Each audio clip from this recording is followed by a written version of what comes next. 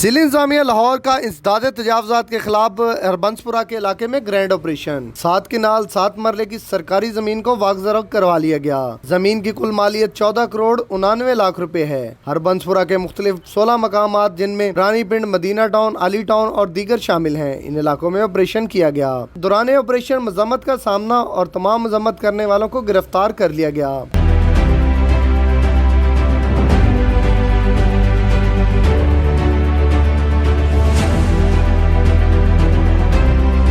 Operation सुबह 6 बजे से शुरू हुआ और 7 घंटे तक जारी रहा। ऑपरेशन टीम की क़यादत additional deputy commissioner revenue Abdul Rauf मेयर ने की।